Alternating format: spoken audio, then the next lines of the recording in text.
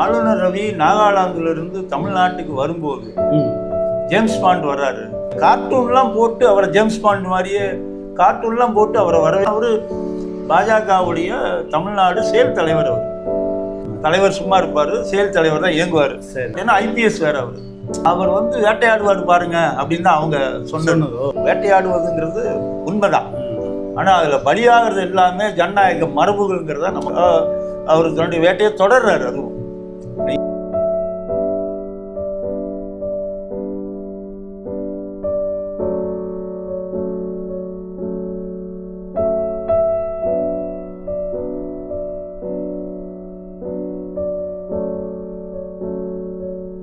வணக்கம் நண்பர்களே, நேற்றுதான் நாம் ஒரு செய்தி பதிவை வெளியிட்டிருந்தோம்.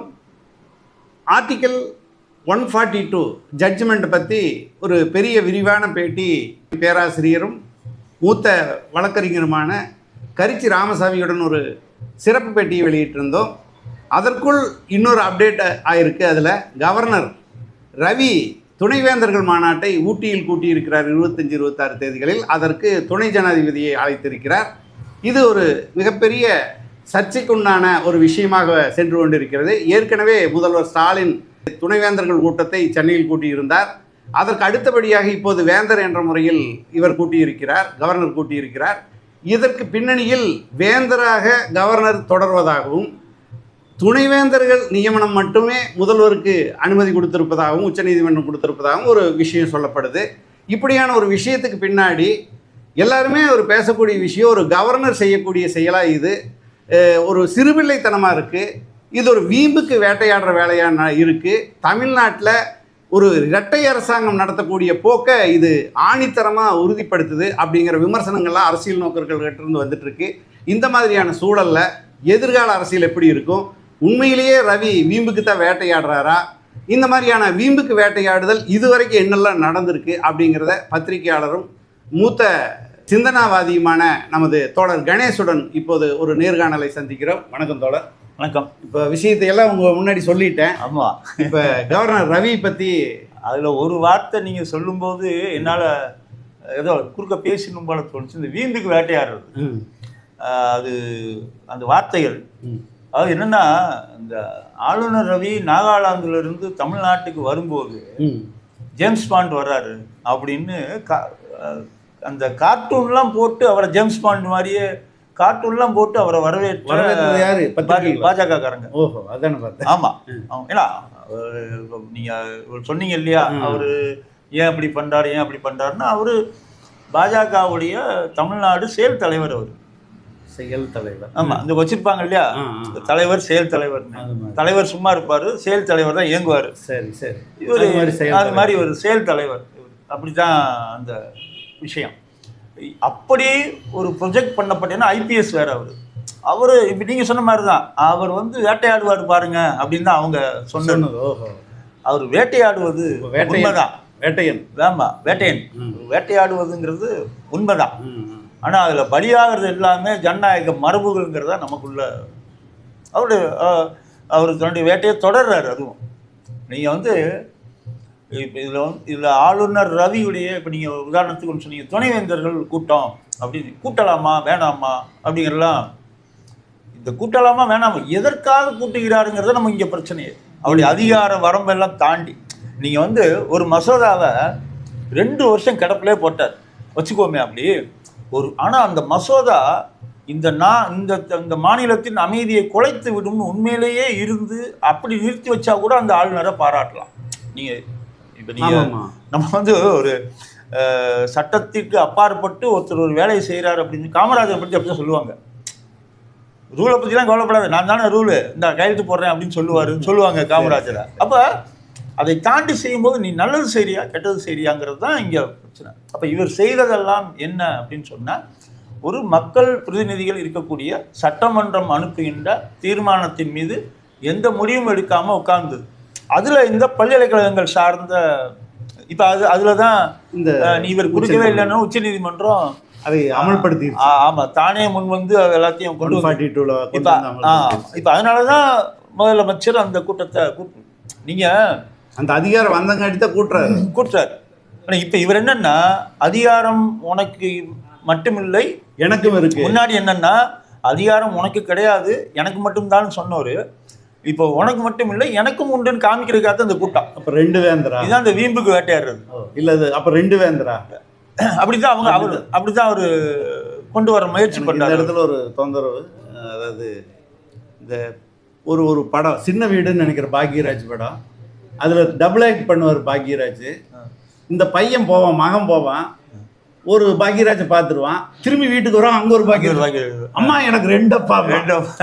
அந்த காமெடி தான் இப்ப ஞாபகத்துக்கு வருது. அது சொல்ல இதுல என்னன்னா இவரு இந்த கூட்டத்தை கூட்டுவது, இந்த மாநிலத்தின் ஒரு கல்வியை உயர்கல்வி இன்னும் மேலே கொண்டு போறது தவறே கிடையாது. அதுல என்னங்க அவர் வந்து ஒரு சட்டப்படி நடந்துக்க மாட்டேங்கிறாரு, நமக்கு நல்லதுக்கு பண்றாரு. அந்த கோணத்துல பார்த்தோம் அப்படின்னு சொன்னா ரொம்ப இதுல என்னன்னா அவர் யாரை கூப்பிடுறாரு அப்படின்னு சொன்னா துணை ஜனாதிபதியை கூப்பிடுறாரு. அவர் சர்ச்சையான பேச்சு பேசுற நேரத்துல இன்னொருத்தர் பேசியிருக்காரு, நிஷிகாந்த் துபேன்னு சொல்லி. அவர் என்ன சொல்லியிருக்காருன்னா உச்ச நீதிமன்ற நீதிபதி தான் காரணம், நாட்டுல உள்நாட்டு போர் நடந்ததுங்கிறாரு. உள்நாட்டு போருங்கிறாங்க அவங்க. இதை இப்ப நடந்துட்டு இருக்க விஷயத்தை என்ன, வக்ஃபு சட்டத்துல இன்னும் வக்ஃபு சட்டம் சரியா தப்பான்னு கூட சொல்லலை. வக்ஃபு சட்டத்தை இப்ப நீங்க நடைமுறைப்படுத்தக்கூடாதுன்னு சொன்னதுக்கே இப்படி இருக்காங்க. அதுல துணை ஜனாதிபதி ரொம்ப முக்கியமான ஒரு ஆள், உச்ச நீதிமன்றம் மேல ஒரு கடுமையான கருத்தை தெரிவிச்சுட்டு இருக்காரு. அப்ப உச்ச நீதிமன்றத்தை கடுமையாக சாடுகிற துணை ஜனாதிபதியை உச்ச நீதிமன்றத்தால் கடுமையாக சாடப்பட்ட ஆளுநர் கூப்பிடுறாருன்னா இது ஒரு அரசியல் உள்நோக்கத்தோட இவங்க, அதுதான் இந்த துணைவேந்தர். அவர் நானா நீயா அப்படிங்கிறதா இல்ல, நான் உச்ச நீதிமன்றம் சொன்னாலும் நான் கட்டுப்பட மாட்டேன். ஏன்னா பாரு, உச்ச நீதிமன்றம் எதுக்குற துணை ஜனாதிபதியை கூப்பிடுற, இப்ப நீ என்ன பண்ணுவ? இதுதான் அந்த நோக்கமா நமக்கு வந்து தெரியுது. இப்போ நீங்கள் வந்து எனக்கு 2 அப்பான்னு சொன்னீங்க பார்த்தீங்களா, இவங்க 2 அரசாங்கம் 2 வேந்தர் அப்படின்னு காமிக்க விரும்புகிறாங்க. வேந்தர்னாவே அரசு தானே, இது எங்கள் கையில் இருக்கு அப்படின்னு காமிக்கிறதுக்கான ஒரு சிக்னலை தான் இவங்க கொடுக்குறாங்க. இந்த பிஜேபிக்காரங்க தொடர்ந்து என்ன சொல்லுவாங்கன்னா டபுள் இன்ஜின் கவர்மெண்ட்டுமாங்க. அதாவது மாநிலத்திலையும் மத்தியிலையும் ஒரே அரசாங்கம், ஒரே கட்சியுடைய ஆட்சின்னா டபுள் இன்ஜின் போட்டால் நல்லா போகும். சரி, நீங்க கீழே ஓட்டு போடலன்னு வச்சுக்கோங்களேன், இன்ஜினை தூக்கி பின்னாடி மாட்டிடுறது. அது அந்த பக்கம் இழுக்கும், இது இந்த பக்கம் இழுக்கும். நீங்க அதனாலதான் கிட்டத்தட்ட ஆயிரக்கணக்கான கோடி ரூபாய் தமிழ்நாட்டுக்கு வர வேண்டிய பணத்தை வரவிடாம செஞ்சிருக்காங்க. இவங்க வந்து இப்ப ஆக்சுவலா வந்து ஆளுநர் யாருன்னா மத்திய அரசுக்கும் மாநில அரசுக்குமான ஒரு பாலம், ஒரு பிரதிநிதி, ஒரு பாலம் இடையில. இப்ப நீங்க உதாரணத்துக்கு ஒரு பாலத்தை கட்டியாச்சு, அந்த பாலத்தை நல்லா சவுறு போட்டு மூடியாச்சுன்னு வச்சுக்கோங்களேன், அந்த பாலம் எதுக்கு? இப்போ அதுதான் இங்கே எதுக்குமே உதவி இல்லாமல் இவர் இப்போ குறுக்க நிற்கிறார். ஆனால் இதில் இன்னொன்று என்னென்னா, இந்த ஜேம்ஸ் பாண்ட் மட்டும் இல்லை, இவங்க பல ஜேம்ஸ் பாண்டுகளை உருவாக்கியிருக்காங்க. அதில் ஒருத்தர் துணை ஜனாதிபதி கூட அதில் பழைய ஜேம்ஸ் பாண்ட். ஆமாம், ஒரு வேலை இப்போ செய்கிறத பார்த்தா இவங்களுக்கெல்லாம் தலைமை ஜேம்ஸ் பாண்டா கூட மாறுவார். அவர் அடுத்தது ஜனாதிபதியா வர்றதுக்கான முயற்சியில் ஈடுபடுறாரு. அவர் கண்டிப்பாக அவர் வருவதற்கான முயற்சி ஈடுபடுவார். இன்னொன்று உங்களுக்கு சொல்றேன், ஒருவேளை ஆட்சி மாறிடுச்சுன்னு வச்சுக்கோங்களேன், உதாரணம் சொல்றேன், ஆட்சி மாறிடுச்சுன்னா கூட ஜெகதீப் தங்கர் ஜனாதிபதி ஆகிறதுக்கு வாய்ப்பு இருக்கு. எப்படி? ஏன்னா அவர் ஜனதால இருந்திருக்காரு, காங்கிரஸ்ல இருந்திருக்காரு, ஜனதா தளத்துல இருந்திருக்காரு, சந்திரசேகர் கூட போனாரு, அமைச்சர் ஆயிட்டாரு. சந்திரசேகர் 3 மாசத்துல அதுல அமைச்சர். ஆமா, காங்கிரஸ் பிஜேபி. அதனால எல்லா பயங்கர அனுபவம். நீங்க ஜெகதீப் தங்கரை வந்து நம்ம சாதாரணமா இடம் போட முடியாது, இவ்வளவு கட்சி மாறி போனவர். நீங்க வந்து ராஜஸ்தான்ல ஒரு பெரிய கட்சி ஜனதாதளம், அது காலியானதுக்கு இவர் முக்கியமான காரணம். ஏன்னா இவர் ஜனதாதளத்துக்காரர். அதனால அவருக்கு பெரிய வாய்ப்புகள் அவருக்கு இருக்கு. இப்ப அவரை கூப்பிட்டு வர்றாங்க, கிட்டத்தட்ட அவர் பெரிய ஜேம்ஸ் பாண்ட் மாதிரி இப்போ நம்ம தமிழ்நாட்டுக்கு வரப்போறாருன்னு வச்சுக்கோங்களேன். என்ன இந்த இடத்துல அப்படின்னா, இந்த நான் சொன்னல உங்களுக்கு பல ஜேம்ஸ் பாண்டுகள் அப்படின்னு சொன்னால் இங்கே மட்டும் இல்லை, இப்போ கேரளாவில், கர்நாடகாவில், பஞ்சாபில், மேற்கு வங்கத்தில், இங்கே எல்லாம் இருக்கக்கூடிய தெலுங்கானாவில், இந்த எல்லா ஆளுநர்களுமே ஆளுநர் ரவி மாதிரி தான் இருக்காங்க. என்னன்னா எல்லா மாநிலங்கள்லையும் நிறைவேற்றப்பட்ட மசோதாக்கள் எல்லா ஆளுநர்கள் கையில் பெண்டிங்கில் இருக்கு. இப்போ பெண்டிங்கில் இருக்கு. இப்போ இங்க வந்து தீர்ப்பு வந்துருச்சு. நீ எல்லா ஆளுநர் அந்த அவங்க எல்லாம் கோர்ட்டுக்கு போவாங்க. ஏற்கனவே கோர்ட்ல இருக்கு. மேற்கு வங்க மசோதா பற்றி இன்னைக்கு உச்ச நீதிமன்றத்தில் இன்னைக்கு விசாரிக்கிறாங்க. அதெல்லாம் இருக்கு. ஆனா இந்த ஆளுநர்கள் என்னன்னா, ஒரு கேஸ்ல தீர்ப்பு வந்துருச்சு, நம்மளை இன்னொரு கேஸ்லேயும் நம்ம அடிப்பாங்கன்னு கவலைப்படல, ஏன் கேஸில் தீர்ப்பு வரட்டும்னு உட்காந்துட்டு இருக்காங்க. அப்போ எந்த அளவுக்கு தாமதப்படுத்தணுமோ அந்த அளவுக்கு தாமதப்படுத்துறதுக்கு எல்லா ஆளுநர்களும் தேர்றாங்க. ரவின்னு இல்லை, நீங்கள் வந்து இது ரவிக்கு மேலே வேற ஒரு ஆளை போட்டாலும் இதே மாதிரி தான் அவங்க இருக்க போகிறாங்க. இப்போ இவர் ஜேம்ஸ் பாண்டுன்னு சொல்லி வரவேற்கிற அளவுக்கு இவர் ஏற்கனவே இருந்த இடம் நாகாலாந்தில் என்னதான் பண்ணார்? அப்படி அவர் அங்கே அமைதியை குலைச்சார். அமைதி குலைச்சார். எந்த மாதிரி? அதாவது வடநாடுல ஒரு ரவுண்ட் அடிச்சவர் அங்கேயும் அவரு அந்த 2 அப்பா கேஸ் தான். அவர் இங்க ஒரு மாதிரியும் அங்க ஒரு மாதிரியும் அமைதிக்காக போறேன்னு சொல்லிட்டு அங்க வந்து அந்த என்எஸ்சி என்கிற அமைப்பு எதிராக யார் கூட நீ சமாதான பேச்சுவார்த்தை நடத்துறோமோ அந்த அமைப்புக்கு எதிராக அந்த அமைப்புக்குள் சில உள் அமைப்பு பிரச்சனைகளை ஏற்படுத்த எல்லா வேலையிலும் இவர் பண்ணார். இவர் அதுல ரொம்ப கில்லாடி பண்ணார். ஆனா அதை என்எஸ்சி வந்து மோப்பம் முடிச்சிருச்சு. அதனாலதான் நாகாலாந்து தூக்கி விட்டாங்க. அவங்களே அனுப்புனது. ஆமா ஆமா, இவரை இன்னும் யாரும் இன்னும் மத்திய அரசாங்கம் திரும்ப வாங்கல. அவங்க வந்து இவர் இருந்தா சமாதான பேச்சுவார்த்தை நடக்காதுன்னு சொல்லிட்டாங்க. அப்ப இவரை தூக்கி மக்கள் போராட்டமே வந்தது. அதுல இந்த என்ன சொல்றது, இந்த இன்னும் சொல்லுவாங்கல்ல முன்னாடி தண்ணியில்லா காட்டுக்கு அனுப்பிடுற மாதிரி நாகாலாந்து வந்து தமிழ்நாட்டுக்கு போட்டு நம்மளை படாபாடு படுத்திட்டு இருக்காங்க. அதனாலதான் ஜேம்ஸ் பாண்டுன்னு சொல்றது. ஆமா, நாகாலாந்து அமைதியை ஏற்படுத்திட்டு வந்தா கூட ஜேம்ஸ் பாண்டுன்னு ஒத்துக்கலாம். நாகாலாந்துல இருந்து துரத்தப்பட்டவர் அவரு, தமிழ்நாட்டில இருந்தும் துரத்தினாதான் போவேன்னு அடம்பிடிச்சிட்டு இருக்காரு அவரு. இப்போ இந்த துணைவேந்தர்கள் மாநாடு நடத்துறதன் மூலமா என்ன அவங்க அனுகூலம் அடைய போறாங்கன்னு ஏதாவது தோணுது அவங்களுக்கு? அரசாங்க நடவடிக்கைகளை சீர்குலைப்பதுங்கிறது தான் அவங்களுடைய நோக்கம், வேற ஒன்றும் கிடையாது. இன்னொன்று, ஒருவேளை உச்சநீதிமன்றம் இப்போ தீர்ப்பு கொடுத்தா நாடாளுமன்றத்தில் ஒரு சட்டத்தை இயற்றி அதை காலி பண்ணுவதற்கான ஏற்பாடு நடக்கும். டெல்லியில் நடந்தது. டெல்லியில் அந்த ஏற்பாடை காலி பண்ணுறதுக்கு ஒரு சட்டத்தை நிறைவேற்றினாங்க. அதன்படி அந்த அரசாங்கத்துக்கு ஏற்கனவே அதிகாரங்கள் குறைவு, அந்த அதிகாரத்தை பறிச்சாங்க. அதனால அந்த அரசாங்க நடவடிக்கையில் இவங்க கைக்கு வந்துச்சு. அது மாதிரியான ஒரு ஏற்பாட்டையும் இவர்கள் பண்ணியிருப்பார்கள். ஏன் பண்ண முடியலன்னா இந்த தேர்தலில் பாஜக தோற்கடிக்கப்பட்டது ஒரு காரணம். 2024 நாடாளுமன்ற தேர்தலில் 303 240 வந்து தனி மெஜாரிட்டி இல்லைங்கிறதுனால இப்போ இப்படி ஒரு மசோதாவை நிறைவேற்றணும் அப்படின்னு சொன்னால் நிதிஷ்குமாரும் சந்திரபாபு நாயுடும் ஆதரவு கொடுத்தாதான் நிறைவேற்றும். இப்போ லேட்டஸ்ட்டாக சந்திரபாபு நாயுடு ஒன்று சொல்லியிருக்காருல, இந்த பாஜக அரசு வர்றதுக்காக நான் தான் பாடுபட்டேன், ஆனால் இதை வீட்டுக்கு அனுப்புறதுக்கு நான் தான் இப்போ பாடுபட வேண்டியதாக இல்லை. அது என்ன சொல்கிறாங்கன்னா, அது வந்து அவர் பாஜகவோட சண்டை ஓட்டுட்டு நேரத்தை சொன்னது, அதை இப்போ எடுத்து போடுறாங்கன்னு சொல்கிறாங்க. ஆனால் அந்த கருத்து இந்த டைமிங்க்கு அது ஒத்து வருது. அந்த கருத்துக்கு மறுபடியும் அவர் மாறுறதுக்கான வாய்ப்புகள் என்ன எப்படி இருக்கும் அப்படின்னு சொன்னால் அவர் கட்சியை பிஜேபி உடைக்கும். சரி, இப்படியான ஒரு போட்டி அரசாங்கம் ஒரு கவர்னர் மூலமாக மத்திய அரசாங்கம் நடத்தக்கூடிய சூழல் எம்ஜிஆருக்கு வந்ததில்லை, ஜெயலலிதாவுக்கு வந்ததில்லை, கலைஞருக்கு வந்ததில்லை. ஸ்டாலினுக்கு மட்டும் இப்படியான நெருக்கடி வர்றதுக்கு காரணம் காய்ச்ச மரத்துக்கு கல்லடின்னு சொல்லாமா, இல்லை இளைச்சவங்கிறதுனால ஓங்கி அடிக்கிறாங்களா? ஒருவேளை ஸ்டாலின் கொஞ்சம் டீசெண்டாக இருக்காரு என்னமோ, ஜெயலலிதா சென்னாரெட்டி எப்படி நடத்துனாங்கன்னு நமக்கு தெரியும் நமக்கு இல்லையா? அதனால ஒருவேளை அப்படி ஏதாவது நடந்ததுன்னா இல்லை, நம்ம இந்த இதில் பார்த்தா அலெக்சாண்டர் பார்த்தோம். நம்ம வந்து ஜானகி அணி இதாகி டிசால்வ் பண்ண பிறகு ஆனால் அலெக்சாண்டர் ஒரு கம்பீரமாக வந்தார், ஒரு போர்ப்படை தளபதியாட்ட ஒரு வருஷம் நடத்தினார், தமிழ்நாட்டை ஆண்டார்னே சொல்ல அலெக்சாண்டர். அதே மாதிரி எமர்ஜென்சி காலத்தில் மோகன்லால் சுகாதியா இருந்தார். சுகாதியா கூட இந்த மாதிரியான ஒரு நெருக்கடியான சூழலை கொண்டு வராமல் ஒரு கவர்னர் ஒரு நல்லாட்சி நடத்தின மாதிரியான ஒரு சூழல் தான் எனக்கு இருந்தது. இப்படியான ஒரு நெருக்கடி சூழல் வந்து ஒரு கவர்னர் மூலமாக வர்றது இதுதான் முதன்முறையாக இருக்கு. இல்லை, அலெக்சாண்டருடைய இடம் வந்து என்னென்னா, நீங்கள் அவசர நிலை காலமும் சரி, அலெக்சாண்டரோட வந்து அந்த எம்ஜிஆர் இறந்த பிறகு ஜானகி வர்றாங்க. ஜானகிக்கு பெரும்பான்மை இல்லைன்னு உடனே குடியரசுத் தலைவர் ஆட்சி ஆளுநர் பொறுப்பேற்று நடத்துகிறாருன்னா முழுக்க ஆளுநர் தான் ஆட்சி பொறுப்பே. இப்போ இப்போ உள்ள சூழல் அப்படி கிடையாதுல்ல, அன்னைக்கு முதலமைச்சர் கிடையாது யாரும், முழுக்க பொறுப்பு யாருன்னா ஆளுநர். அதனால அவர் வந்து அந்த அரசு எந்திரத்தை அவர் சரியா நடத்தணும். அப்ப அவர் நடத்தினாரு. அது சரியா நடத்தக்கூடாதுங்கிறதுக்காக அதுதான் இந்த ரெட்டை என்ஜின் அப்படிங்கிறது. வண்டிக்கு ஒரு பக்கம் ஒரு என்ஜினும் இன்னொரு பக்கம் ஒரு என்ஜினும் போடுறது. சரி, இந்த இடத்துல வந்து இப்போ அரசியல் பார்வையில் நம்ம பார்த்தா ஜெயலலிதா ஒரு வேளை இன்னைக்கு எதிர்கட்சி பழனிசாமி இருக்கிற இடத்துல எதிர்கட்சி தலைவராக ஒரு வலிமையான எதிர்கட்சி தலைவராக இருந்திருந்தா பிஜேபிக்கு இப்படியான ஒரு சப்போர்ட்டிவாக இல்லை தமிழ்நாட்டுடைய அந்த மாநில சுயாட்சி பறிபோகிற அளவுக்கு விட்டு கொடுத்துட்டு இருப்பாங்கன்னு நீங்கள் நினைக்கிறீங்களா? இல்லை அவருடைய ஃபோர்ஸ் எப்படி இருந்திருக்கும்? கொடுத்துருக்க மாட்டாங்கன்னு தான் நான் நினைக்கிறேன். ஏன்னா எடப்பாடியார் மாதிரி ஜெயலலிதா இருந்திருந்தா ஜெயலலிதாவுக்கு அந்த 6 ஆண்டு சிறை தண்டனை கிடைச்சிருக்காது. இப்போ கிடைச்சிடக்கூடாதுன்னு தான் இவர் போய் அவங்ககிட்ட கூட்டணியில் போய் சேர்றார். நீங்கள் வந்து ஒரு லீடருக்கு வந்து தகுதியே என்னென்னா தைரியமாக எதிர்கொள்கிறது, சிறைக்கு போனாலும் நான் பார்ப்பேன் அப்படிங்கிற ஒரு தைரியத்தோடு இருக்கிறது.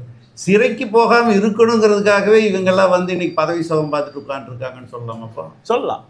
1996 தேர்தலில் நரசிம்மராவுக்கே வந்து ஜெயலலிதாவோட கூட்டணி போகிறதுல விருப்பம் கிடையாது.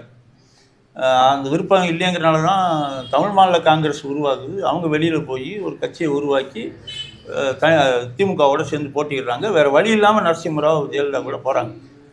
அதுக்கு வந்த காரணங்கள்லாம் ரொம்ப அசிங்கமான காரணங்களாக நமக்கு பத்திரிகையில் அன்றைக்கி விவாதிக்கப்பட்ட ஒரு விஷயம். இவங்க ஒரு ஒரு என்ன சொல்கிறது, முன்னாடியே அடிச்சிடுறாங்க ஜெயலலிதா. அப்படி தான் அவங்க அந்த ஆளுமை அவங்கக்கிட்ட, அந்த நிலைமை இவங்கக்கிட்ட இல்லை. ஆனால் இவங்க ஜெயலலிதாவோட விவரமாக இருக்க மாதிரி இருக்காங்க.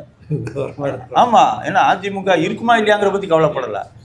தான் தப்பிச்சுக்க முடியுமா அப்படின்ட்டு நீங்கள் இந்தியா முழுக்க ஏராளமான கட்சிகளின் தலைவர்கள் எல்லாருடைய நிலைமையும் இன்னைக்கு இதுதான். நீங்கள் வந்து ஆளுநருங்கிறவர், நான் கூட சொன்னேன் உங்கள்கிட்ட, செயல் தலைவர் அப்படின்னு சொல்லி சொன்னேன் நான்.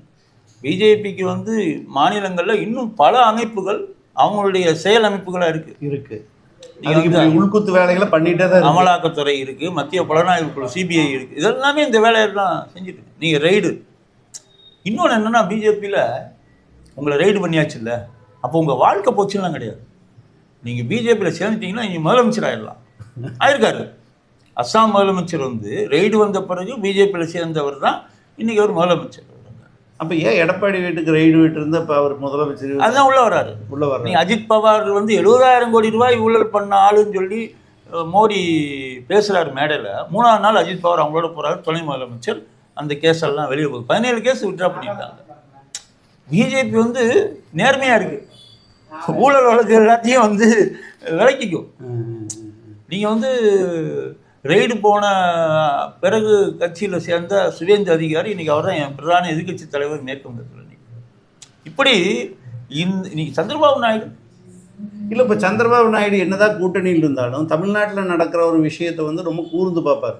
நாளைக்கு இது நம்மளுக்கும் நம்ம மாநிலத்தில் இருக்கக்கூடிய உரிமைகள் எல்லாம் போகுது அப்படிங்கிற உறுத்தல் இவங்களுக்கெல்லாம் இருக்காது. இல்லை, இருக்காது. ஏன் இருக்காது அப்படின்னு சொன்னால், இவங்க மேலே இருக்கக்கூடிய வழக்குகள் தான் இப்போ அவங்களுக்கு பிரதானமாக இருக்குது. அவருக்கும் அதே தான். சந்திரபாபு நாயுடுக்கும் அதே தான். நிதிஷ்குமாருக்கு மட்டும் அது கிடையாது. அவருக்கு இப்போ என்னன்னா, அவர் முதலமைச்சராக இருக்கணும்னா யார் கூட இருக்கணும், அவ்வளோதான் அவருக்கு. அதில் அவரும் தெளிவாக உட்கார்ந்துருக்கார். சொல்ல முடியாது. அவரே தேர்தலுக்கு பிறகு இல்லை தேர்தலுக்கு 2 நாளைக்கு முன்னாடியே மாறினாலும் ஆச்சரியம் கிடையாது. அவர் 7 தடவை மாறி இருக்காரு. இப்படி இப்போ இந்த மாதிரியான ஒரு செயல்பாட்டின் மூலமாக ஸ்டாலின் அரசாங்கம் தாங்குமா? எந்த மாதிரி இன்னும் எதிர்கொள்ள வேண்டியது இருக்குன்னு நீங்கள் நினைக்கிறீங்க? அதில் இப்போ இந்த கூட்டணி அமைச்ச பிறகு இவங்களுடைய மொழி மாறி இருக்கு. அதிமுக பாஜக மொழி. நீங்கள் டிவியில் பேசுகிறவங்களாம் பார்த்தோம்னா கலைச்சிருவோம் அப்படின்னு ஒருத்தர் பேசுகிறாரு. நீங்கள் கலைக்கிற ஐடியாவில் இருக்கீங்களா அப்படின்னு கேட்ட உடனே கொஞ்சம் பம்புறாங்க. அமித்ஷா நினச்சா அப்படின்னு. அப்போ அமித்ஷா நினைப்பாரா? இல்லையா? அப்போ இவங்களுடைய மொழி மாறி இருக்கு. என்ன சொல்கிறாங்கன்னா, இதெல்லாம் பயந்து போயிருக்காங்க எதிர்கட்சி கூட்டணியெல்லாம் இந்த ரெண்டும் சேர்ந்ததுனால. அதனால் வந்து ஒரு பெரிய மாற்றம், திமுகவை வீழ்த்துவதுங்கிறது நீங்கள் டிடிவியுடைய குரலே மாற்றம் தெரியுது. இதெல்லாம் இருக்குது. அப்போ இன்னும் வரக்கூடிய ஒரு 6 மாத காலத்தில் இன்னும் மாற்றங்கள் தமிழ்நாட்டில் வரும் அப்படிங்கிறத நம்ம வந்து எதிர்பார்க்கலாம். நீங்கள் நினைக்கிற மாதிரி இருக்கணும்னு அவசியமே கிடையாது. நீ நினைக்கிறத விட மாறாக ஏதாவது ஒரு மாற்றம் ஏற்படலாம். உங்கள் கணிப்புக்கு மாறாக நம்ம வந்து இவ்வளோ நாளாக அரசியல் பார்த்துட்ருக்கோம், இப்படி நடக்கும் அப்படி நடக்கும்னு சொல்கிறது நடக்கலாம். ஆனால் ஒரு திடீரென்று ஒரு மாற்றமும் இல்லை. இந்த சூழலே இப்போ ஒரு இந்த ஒரு 50-60 ஆண்டு கால அரசியலுக்குள்ள, தமிழ்நாட்டு அரசியலில் இது ஒரு அசாதாரணமான அரசியல் சூழலாக தான் இப்போ இருக்குது. நான் பார்க்குறேன். உண்மைதான். இப்போ ஏறத்தாழ இந்த அசாதாரணத்தையும் தாண்டுன்னு ஒரு அசாதாரண சூழல் கூட வரலாம்னு தோணுது இல்லைங்களா? இல்லை, நீங்கள் ஒரு 2 நாளைக்கு முன்னாடி, 2 நாள் நேற்றுக்கு தான் நினைக்கிறேன், மாலை மலர் செய்தி தாவேகாவும் பாமக பேச்சுவார்த்தை. ஆமாம், பாமக பேச்சுவார்த்தை. அதில் என்ன சொல்கிறாங்கன்னா, வட மாவட்டங்களை வந்து அவங்க க்ளீனாக இந்த 2 கட்சியும் சேர்ந்துச்சுன்னா எடுத்துரும் அப்படிங்கிறாங்க. ஆமாம், நீங்கள் அந்த அது அது இல்லை இவங்களுக்கு எவ்வளோ ஓட்டு அவங்களுக்கு எவ்வளோ ஓட்டு அதெல்லாம் தாண்டி நீங்கள் ஏன்னா நீங்கள் அது சொல்கிறது மேலே ஒரு சின்ன நம்பகத்தன்மை ஏன் வரும்னா, பாமக வட மாவட்டங்களில் ஒரு வலுவான கட்சி, தாவேகா மற்ற மாவட்டங்களை விட அங்கே தான் கொஞ்சம் இருக்கிற மாதிரி தெரியுது, வலிமையாக இருக்கிற மாதிரி தெரியுது. நம்ம இன்னும் இல்லை, நான் அங்கே ரவுண்ட் அடிச்சு பார்த்ததில் தெரிஞ்சுது பாமகவுக்கு இணையாக வந்து. அப்போ அப்படி ஒரு செய்தி வந்து வருது, 2 பேரும் பேச்சுவார்த்தை நடத்துகிறாங்க அப்படிங்கிற ஒரு செய்தி வருதுல்ல உங்களுக்கு. அப்போ நான் இது உண்மைன்னு எடுத்துக்கிட்டோம்னா 2 வகையான விஷயங்கள் இருக்கலாம். ஒன்று, பொதுவாகவே ராமதாஸ் என்ன பண்ணுவார்னா 2 பக்கம் நின்றுக்கிட்டு பேச்சுவார்த்தை நடத்துவார், அப்போ தான் பேரம் பேச முடியும், அதுவாக இருக்கலாம் ஒன்று. 2வது, உண்மையிலேயே அப்படி சேர்ந்தாங்கன்னு வச்சுக்கோங்களேன், அவங்க ஜெயிக்கிறாங்க வைக்கிறாங்கள தாண்டி அதிமுக பாஜக கூட்டணிக்கு ஒரு பெரிய அடியா இருக்கும். அப்போ போட்டி வந்து திமுக கூட்டணிக்கும் தாவேகா பாமகவுக்கும் குறைந்தபட்ச வட மாவட்டங்கள்ல அப்படிங்கிறது கூட இந்த நிலைமைகள் உருவாகலாம். நமக்கு இன்னும் தாவேகா பற்றி நம்ம இன்னும் முழுமையா நம்ம வந்து நமக்கு தரவுகள் இல்லை நம்மகிட்ட, அதனால அப்படி இருக்கலாம். இது ஒரு அரசியல் மாற்றங்களை தாண்டி. ஆனால் ஸ்டாலின் இந்த இடத்துல இவ்வளவு உறுதியாக நிற்கிறது ஆச்சரியமான விஷயம்தான். ஏன்னா எந்நேரம் வேணாலும் ரைடு வரலாம். கெஜ்ரிவால் ஆஃபீஸில் ரைடு விட்டது, ஓபிஎஸ் ஆஃபீஸில் ரைடு விட்டது, ஸ்டாலின். அதாவது இப்போ இல்லை, அந்த விஷயத்தை நான் எப்படி பார்க்குறேன்னா, கலைஞர் கூட வாஜ்பாய் கவர்மெண்ட்டில் ஒரு இணக்கமாக போயிட்டார், ஜெயலலிதா கூட ஒரு கட்டத்தில் இணக்கமாக போயிட்டாங்க, எம்ஜிஆர் கூட இந்திரா காந்தியோட இணக்கமாக போயிட்டாங்க. 77க்கு பின்னாடி 80ல் நடந்த தேர்தலுக்கு பின்னாடி இணக்கமானது திரும்ப வரவே இல்லை. ஆனால் ஸ்டாலின் அவங்கள எல்லாம் தாண்டி ஒரு உறுதியாக அந்த அந்த கொள்கை பற்றோடு இருக்கிற மாதிரியான ஒரு தோற்றப்பொழிவு, கொள்கையோடு இருக்காராங்கிறத விட அந்த தோற்றப்பொழிவு நல்ல அழுத்தமாக இருக்குது. இல்லை இல்லை, நீ 2019 தேர்தலுக்கு அப்புறம் கூட விட்டுருங்க, 2021 சட்டமன்ற தேர்தல் வருது, 2024 நாடாளுமன்ற தேர்தல் கூட பாஜக கூட போயிருக்கலாம். போல போயிருந்தா இந்நேரம் ஒரு 5 அமைச்சர்கள் கூட அவர் கேட்டு பண்ணியிருக்கலாம், வாங்கியிருக்க முடியும். ஏன்னா இது இல்லை, தனிப்பெரும்பான்மை இல்லைங்கிற போது வாங்கியிருக்க முடியும். ஆனால் அவர் அதை செய்யலை. காரணங்கள் என்னவா இருந்தாலும் சரி, பாஜக எதிர்ப்பில் இவ்வளோ உறுதியாக அவர் இருக்கிறது வந்து உண்மையிலேயே ஒரு ஆச்சரியமான ஒரு விஷயம். இன்னும் சொல்லப்போனால் இந்தியா கூட்டணியில் வலிமையான ஒரு மாநில தலைவராக இருக்கிறது ஸ்டாலின் தான். கண்டிப்பாக அவங்களே சொல்கிறது 2 மாநிலம்தான். ஆனால் அதில் ஒரு மாநிலத்தில் வலுவாக இருந்தால் கூட சீட்டு கிடைக்கல, பீகாரில். ஆனால் இங்கே வலுவாக இருக்கிற இந்த மாநிலத்தில் சீட்டு கிடைச்சிதுங்க. ஏன்னா 39 40க்கு 40 வச்சுக்கணும், பாண்டிச்சேரி சேர்த்து 40க்கு 40 பாஜகவுக்கு எதிராக கிடைக்கிறது ஒரு பெரிய ஒரு விஷயந்தான். இப்போ இதில் நான் பார்க்குற ரொம்ப முக்கியமான விஷயம் என்னென்னா, இந்த துணைவேந்தர்கள் இப்போ முதலமைச்சர் கூட்டின முதல்வர் வேந்தராக இருந்து கூட்டத்துக்கு போயிட்டாங்க. யாரெல்லாம் போகலையோ ஆப்சென்ட் ஆனவங்க யாரெல்லாம் அப்படின்னு பார்த்தாக்கா அவங்களாம் ஆர்எஸ்எஸ்காரங்களா பிஜேபிக்காரங்களான்னு கணக்கெடுக்கிறதுக்கான வாய்ப்பு அங்கே இருக்குது. இப்போ கவர்னர் கூட்டத்துக்கு இனி துணைவேந்தர்கள் ஒரு குரூப் போய் ஆகணும். போகலைன்னா இவங்கெல்லாம் திமுக ஆளுகளா அப்படின்னு ஒரு கணக்கெடுக்கிறதுக்கான வாய்ப்பு அமைஞ்சிடும். அதனால எல்லாரும் போயிடுவாங்க. இப்போ இந்த 2 பக்கம் போக வேண்டிய ஒரு அது என்ன சொல்கிறது, தர்ம சங்கடமான ஒரு சூழல் வந்து துணைவேந்தர்களுக்கு ஏற்படுது. துணைவேந்தர்கள் சாதாரண அரசியல்வாதிகள் இல்லைன்னா அந்த சீட்டுக்கு வர முடியாது. இனி வரக்கூடிய துணைவேந்தர்கள் சாதாரணமாக இருக்க முடியாது. இப்போ இந்த விஷயத்தை நீங்கள் எப்படி பார்க்குறீங்க? இல்லை, எனக்கு என்ன பயம்னா 3வது தரப்புலேருந்து ஒரு அடி வந்தாலும் வரலான்னு யோசிக்கிறேன். ஒருவேளை ஒன்றிய கல்வி அமைச்சர் ஒரு கூட்டத்தை கூட்டுறாருன்னு வச்சுக்கோங்களேன் தமிழ்நாட்டில் வந்து, அப்போ என்ன பண்ணுவாங்க அப்படிங்கிறது. அதானே இப்போ இந்த இடத்துல வந்து அது தெளிவாக அந்த கட்டுப்பாடு அப்படிங்கிறது மாநில அரசு உடைய தலைமை அப்படின்னு தெளிவாக சொல்கிறது நல்லது. இன்னும் குறைந்தபட்சம் இன்னும் அடுத்து நிறைய வழக்குகள் இருக்குது, எல்லாமே வழக்கு போட்டிருக்காங்க. இன்றைக்கி மேற்கு வங்க வழக்கு பற்றி இன்றைக்கி விசாரணை இருக்குது, கேரளா வழக்கு போட்டிருக்கு, இது பஞ்சாப் வழக்கு போட்டிருக்கு, இது இந்த மாநிலம் எல்லாமே வழக்கு போட்டிருக்காங்க. இது எல்லா ஆளுநரும் ரவி மாதிரியே தான் இருக்காங்க. அப்போ இந்த வழக்குலையாவது உச்சநீதிமன்றம் இப்போ அடுத்து இந்த பிரச்சனையை அடுத்த வழக்குகள் உச்சநீதிமன்றத்துக்கு வரும்போது, உச்சநீதிமன்றம் எடுக்கும்போது இந்த இந்த இந்த மத்திய அரசுக்கும் உச்சநீதிமன்றத்துக்குமான ஒரு மறைமுக வார் தொடங்குற மாதிரியான ஒரு சூழல் தான் இப்போ அது ஏற்கனவே மத்திய அரசு ஸ்டார்ட் பண்ணிடுச்சு. அந்த போரை வந்து இவங்க ஸ்டார்ட் பண்ணிட்டாங்க. அவங்க நீ வந்து எங்களுக்கு சாதகமாக வரல அப்படின்னு சொன்னால் உன்னை என்ன வேணாலும் சொல்லுவோம். இன்னைக்கு அப்படி தான் சொல்லியிருக்காங்க. அதாவது உச்சநீதிமன்றத்துக்கு அவங்க வச்சிருக்க பேர் என்னன்னா Shariat court of India, supreme court of India. ஷரியத்துனா இஸ்லாமியருடைய அந்த சட்டத்தை பற்றி சொல்கிறாங்க. ஷரியத் கோர்ட் ஆஃப் இந்தியான்னு அவங்க சொல்கிறாங்க. SCI சுப்ரீம் கோர்ட் ஆஃப் இந்தியானா சுப்ரீம் இல்லை, எஸ்ல ஷரியத்னு போடுறாங்க. சொல்கிறது யார்? பிஜேபிக்காரங்க. அதாவது நீ இப்படி சொன்னேன்னா உன்னை நாங்கள் இப்படி தான் சொல்லுவோம். அந்த உள்நாட்டு போகிற வந்து சஞ்சீவ் கண்ணா தான் காரணம்னு சொன்ன நிஷ்காந்த் துபே நேற்று இன்னொன்று என்ன சொல்லியிருக்காருன்னா, முன்னாள் தேர்தல் ஆணையர் குரேஷி ஒரு கருத்தை சொல்லியிருக்காரு. அவர் என்ன சொல்கிறாருன்னா, இவர் முஸ்லீம் கமிஷனர் அப்படிங்கிறார். நீங்கள் அரசு அதிகாரிகளையும் தலைவர்களையும் நீங்கள் மதம் சார்ந்த முத்திரை குத்துவது அது அவங்க அரசியல். நீங்கள் இந்தியா முழுக்க பாஜகவுடைய அரசியல் என்ன அப்படின்னு சொன்னால், வறுமையை பற்றியோ வேலைவாய்ப்பு பற்றியோ கல்வியை பற்றியோ பேச வேண்டியதில்லை. இந்துனா எங்களுக்கு ஓட்டு போடு, இல்லை நீங்கள் முஸ்லீம்னா அவனை நீ எதிர்த்து களமாடு, இவ்வளோதான். இது ரொம்ப சிம்பிளான அரசியல். ஆனால் இதனால் வந்து ஏதாவது கேஸ் விலை குறைய போதா, பெட்ரோல் விலை குறைய போதா, தக்காளி விலை குறைய போதா, எதுவுமே கிடையாது. ஆனால் எதுவுமே கிடையாதுன்னு அவன் கேட்க வேண்டியதில்லை. ஏன்னா நீ இந்து தானே, நீ உண்மையாக இந்துவாக இருந்தால் அப்படின்னு நீ ஓட்டு போடலை, என்னை தோக்கடிச்சிட்ட, நீ உண்மையான இந்து கிடையாது. நீங்கள் தமிழ்நாடை விட்டு வெளியில் இருக்கக்கூடிய பாஜக ஆதரவாளர்கள் தமிழ்நாடை பற்றி என்ன சொல்கிறாங்கன்னா, அதாவது ரைஸ் பேக்ஸ் கன்வெர்ட், அரிசி பைகளை வாங்கி கொண்டு மதம் மாறியவர்கள் யாருன்னா தமிழ்நாட்டுக்காரங்க அப்படின்னு அவங்க வெளியில் சொல்கிறாங்க. அதுவும் குறிப்பாக உத்தரப்பிரதேச பாஜகன்னு சொல்கிறாங்க. இங்கேருந்து ஓசியாக நம்ம கொடுக்குற அரிசி மூட்டைகளெல்லாம் வாங்கிட்டு அங்கே நம்மளை நம்பி தான் அங்கே இருக்காங்க. அவனுக்கு வரி பணம்லாம் அவனுக்கு போதாது. நம்ம வரி பணத்தை வாங்கி அவன் படைச்சிட்டு இருக்கான். அவன் தமிழ்நாட்டுக்காரர்களை பார்த்து இங்கே நீ எல்லாம் அரிசி பையை வாங்கிட்டு நீ வந்து மதம் மாறுறன்னு வெளியே உள்ளவங்கெல்லாம் கமெண்ட் அடிக்கிறாங்க.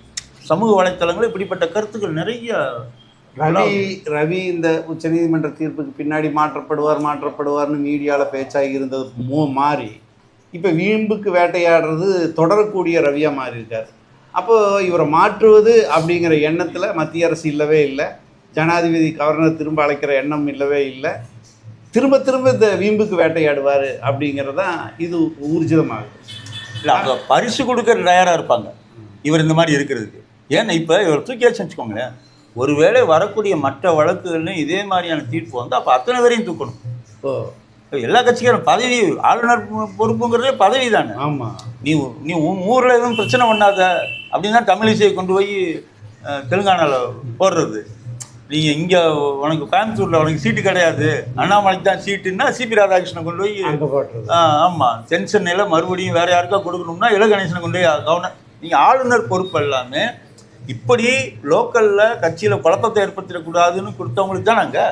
நீங்கள் அவங்க ஆளுநர் பதவி விட்டு தூக்கி அவருக்கு கொடுக்கப்பட்ட வேலையை ரவி சரியாக செஞ்சுட்டு இருக்காங்க. அதனால அவருக்கு அவார்டு, ரிவார்டு, பரிசு எல்லாமே கொடுப்பாங்க. இப்போ வாய்ப்பு நீங்கள் இந்த தொந்தரவு பண்ணிட்டு இருக்கக்கூடிய இந்த 8 ஆளுநர்கள் மத்தியில் தான் அடுத்த துணை ஜனாதிபதி யாருங்கிற போட்டியே வரும். அப்போ நம்ம மக்களால் தேர்ந்தெடுக்கப்பட்ட அரசாங்கம் நல்லாட்சி செய்யணும், மக்களுக்கானதாக இயங்கணும்னா மக்கள்கிட்ட இருந்து ஒரு சிறந்த ஒரு விழிப்புணர்வு வரணும், அவங்களுக்குள்ள அந்த ஒரு சிறந்த சிந்தனை இருக்கணும்னு நினைக்கிறீங்களா? தமிழ்நாட்டில் அது இருக்கு.